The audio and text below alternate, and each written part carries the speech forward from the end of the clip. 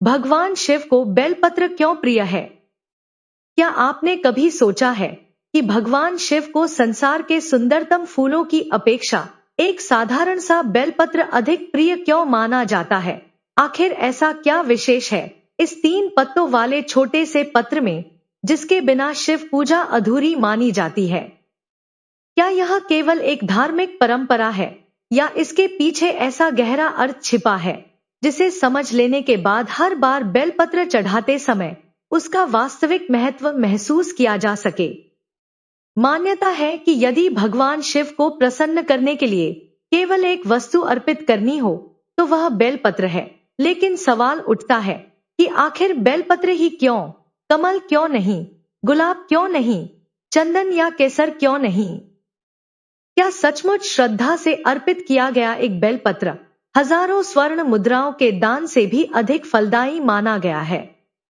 शिव पुराण, स्कंद पुराण, पद्म पुराण और लिंग पुराण जैसी धार्मिक परंपराओं में बेलपत्र की महिमा का वर्णन मिलता है। मान्यता के अनुसार बेलपत्र केवल एक पत्ता नहीं, बल्कि शिव तत्व का प्रतीक है।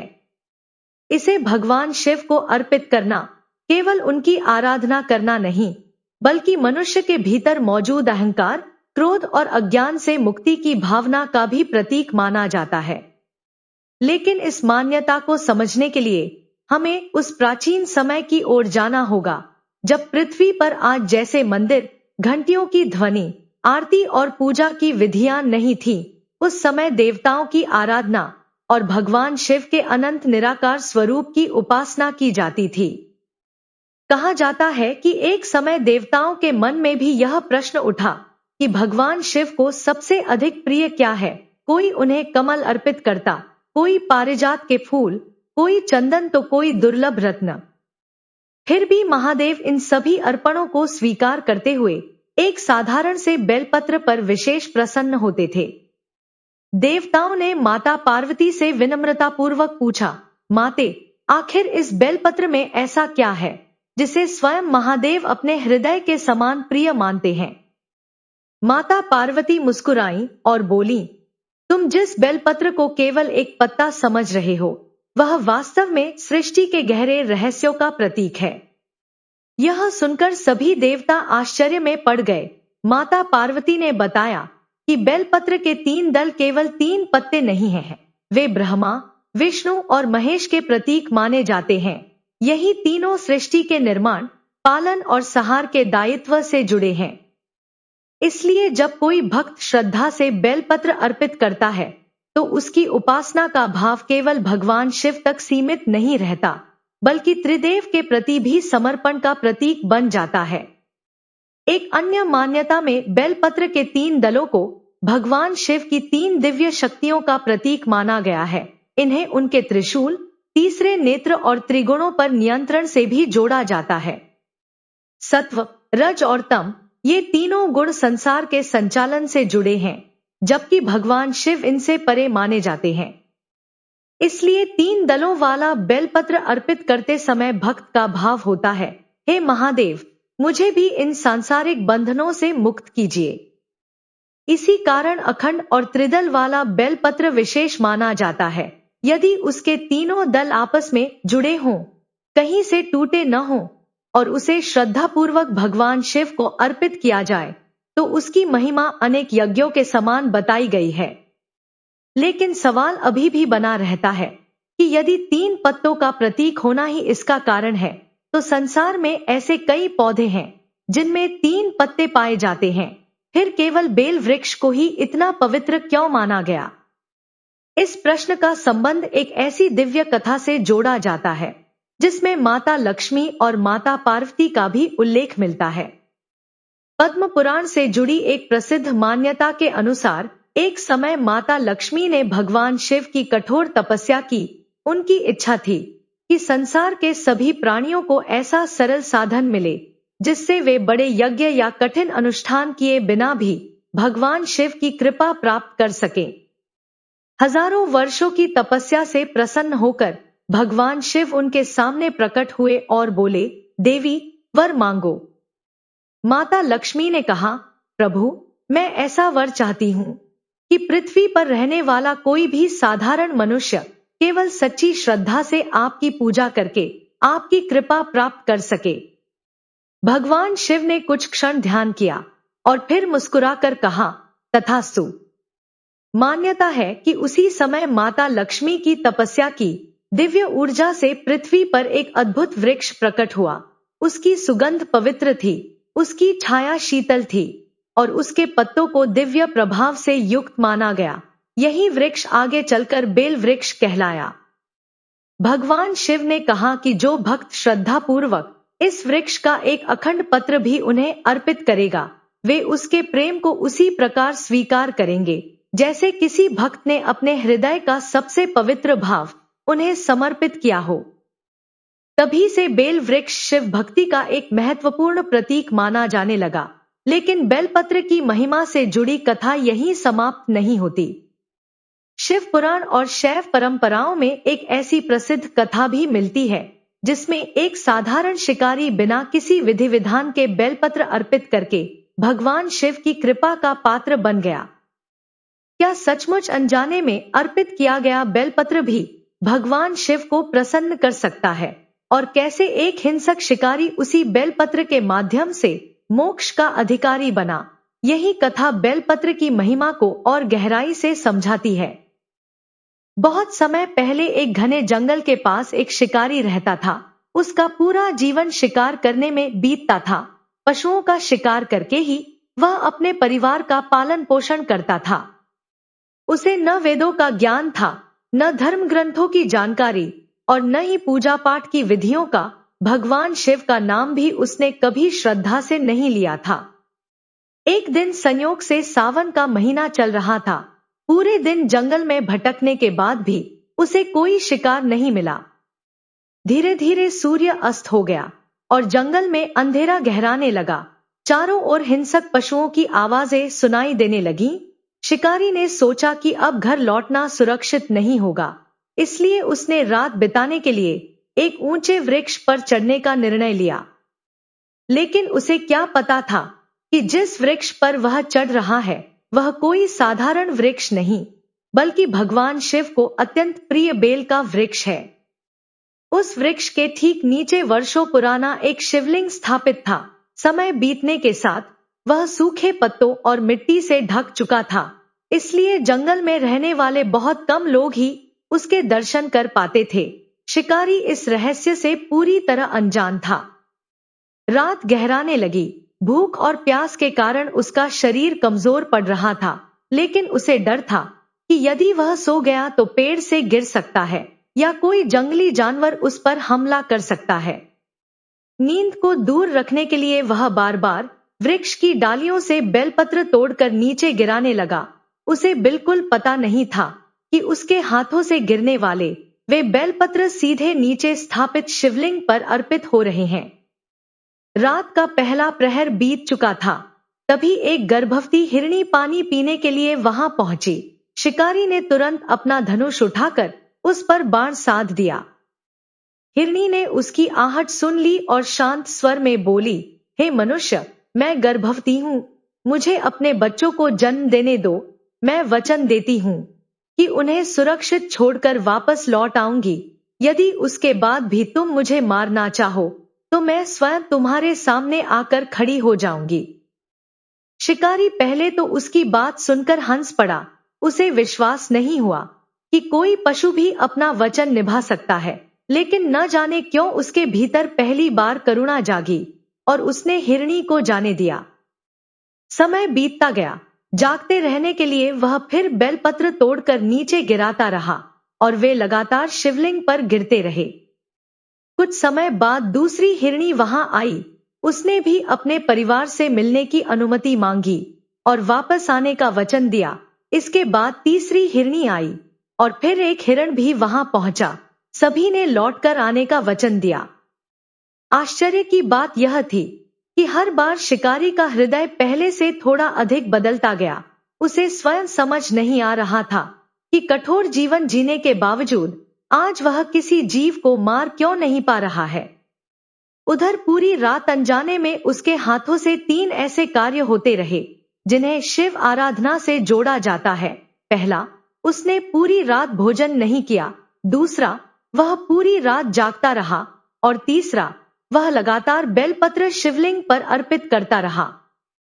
वह भगवान शिव की पूजा करने का संकल्प लेकर नहीं बैठा था, लेकिन उसकी परिस्थितियों में हुई प्रत्येक क्रिया शिव आराधना का रूप ले चुकी थी।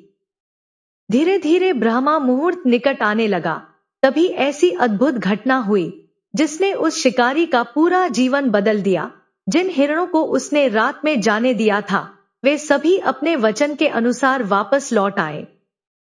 वे उसके सामने शांत भाव से खड़े हो गए और बोले, हम अपना वचन निभाने आए हैं, अब तुम अपना कार्य पूरा कर सकते हो।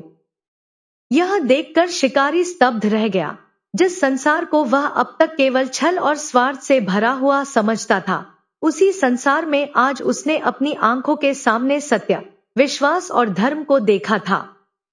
उसके हाथ से धनुष छूट गया, उसकी आंखों से आंसू बहने लगे। वह पहली बार अपने जीवन में किए गए पापों को याद करके फूट फूट कर रो पड़ा। उसी क्षण पूरा जंगल दिव्य प्रकाश से भर गया। ऐसी घंटियों की ध्वनि सुनाई देने लगी जिसे उसने पहले कभी नहीं सुना था। वातावरण में एक अद्भुत सुगंध फैल गई और अगले ही पल स्वयं भगवान शिव उस प्राचीन शिवलिंग से प्रकट हुए।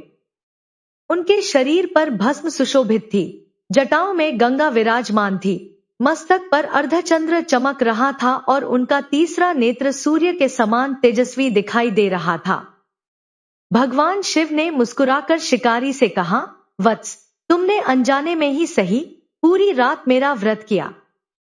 तुमने जागरण किया, बेलपत्र अर्पित किए और सबसे बड़ी बात यह कि तुम्हारे भीतर दया का जन्म हुआ। याद रखो, मुझे केवल फूल नहीं चाहिए और न ही केवल अनुष्ठान चाहिए। मुझे मनुष्य का बदला हुआ हृदय चाहिए। शिकारी भगवान शिव के चरणों में गिर पड़ा। उसने कहा, प्रभु, मैंने जीवन भर पाप किए हैं, क्या मुझे भी क्षमा मिल सकती है? भगवान शिव ने कहा, जब मनुष्य अपने अपराधों को स्वीकार कर लेता है और उसका हृदय वास्तव में बदल जाता है, उसी क्षण उसके नए जीवन की शुरुआत हो जाती है। मान्यता है कि भगवान शिव ने उस शिकारी को मोक्ष का आशीर्वाद प्रदान किया। इसी कथा के आधार पर बेलपत्र को भगवान शिव का अत्यंत प्रिय अर्पण माना जाता है। कहा जाता है कि श्रद्धा से चढ़ाया गया एक अखंड बेलपत्र भी महादेव को प्रिय होता है। लेकिन इस कथा के पीछे एक और गहरा अर्थ छिपा हुआ है। आखिर बेल वृक्ष को इतना पवित्र क्यों माना गया कि उसके नीचे बैठकर की गई साधना को विशेष फलदायी बताया जाता है? क्या सचमुच बेल वृक्ष में देवी पार्वती का निवास माना गया है? और सावन में भगवान शिव को बेलपत्र अर्पित करने की सही विधि क्या है? कौन सा बेलपत्र भगवान शिव को अर्पित नहीं करना चाहिए? इन सभी प्रश्नों के उत्तर हम इस कथा के अंतिम और सबसे महत्वपूर्ण भाग में जानेंगे। स्कंद पुराण और शिव पुराण से जुड़ी मान्यताओं में बेल वृक्ष को अत्यंत पवित्र बताया गया है। अनेक शैव परंपराओं में माना जाता है कि इस वृक्ष में देवी पार्वती का दिव्य वास है और इसकी जड़ों में सभी तीर्थों का निवास माना जाता है। इसी कारण बेल वृक्ष को काटना या बिना आवश्यकता उसकी शाखाएं तोड़ना अशुभ माना जाता है। मान्यता है कि जो व्यक्ति श्रद्धापूर्वक बेल वृक्ष की सेवा करता है, उसे भगवान शिव और माता पार्वती दोनों का आशीर्वाद प्राप्त होता है। यही कारण है कि प्राचीन समय में आश्रमों, शिवालयों और तीर्थ स्थलों के आसपास बेल वृक्ष लगाए जाते थे। लेकिन केवल बेलपत्र प्राप्त होना ही पर्याप्त नहीं माना जाता। भगवान शिव को अर्पित किया जाने वाला बेलपत्र अखंड होना चाहिए और उसके तीनों दल आपस में जुड़े होने चाहिए। वह कीड़ों द्वारा खाया हुआ, सूखा या फटा हुआ नहीं होना चाहिए, क्योंकि इसे केवल एक पत्ता नहीं बल्कि भक्त की श्रद्धा और समर्पण का प्रतीक माना जाता है। एक और बात बहुत कम लोग जानते हैं, बेलपत्र अर्पित करते समय उसके चिकने भाग को शिवलिंग की ओर रखने की परंपरा प्रचलित है।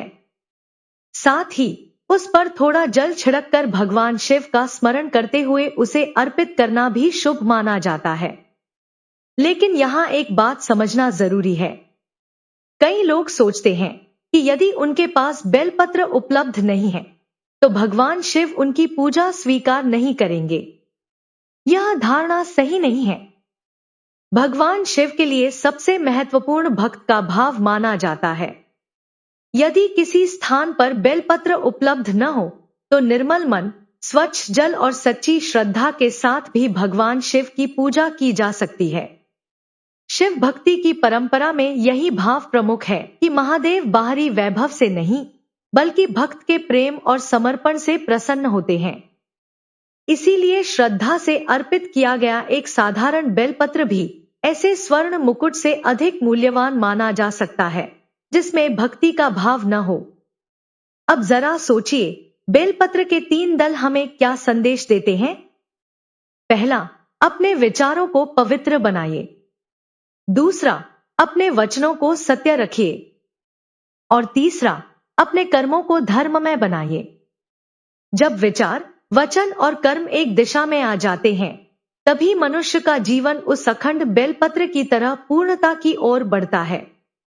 शायद यही कारण है कि सावन के महीने में करोड़ों श्रद्धालु भगवान शिव को बेलपत्र अर्पित करते हैं।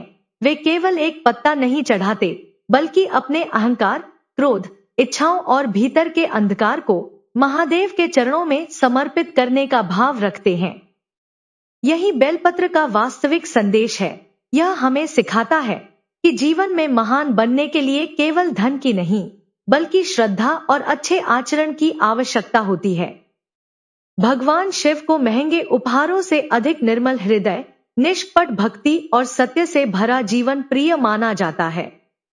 इसलिए अगली बार जब आप सावन के किसी सोमवार को भगवान शिव को बेलपत्र अर्पित करें तो केवल परंपरा निभाने के लिए उसे न चढ़ाएं, एक क्षण के लिए आंखें बंद करें और मन ही मन प्रार्थना करें। हे महादेव, जैसे यह बेलपत्र अपने तीनों दलों से पूर्ण है वैसे ही मेरे विचार, मेरे वचन और मेरे कर्म भी पवित्र रहें। मेरे भीतर का अहंकार, क्रोध और मोह समाप्त हो जाए। मुझे ऐसा जीवन प्रदान कीजिए कि अंतिम समय में भी मेरे हृदय में केवल आपका स्मरण बना रहे। शायद उसी क्षण आपको यह समझ आने लगेगा कि भगवान शिव को बेलपत्र इतना प्रिय क्यों माना जाता है। बेलपत्र केवल बेल वृक्ष का एक पत्ता नहीं बल्कि समर्पण, विनम्रता और भगवान शिव से जुड़ने की भावना का प्रतीक है।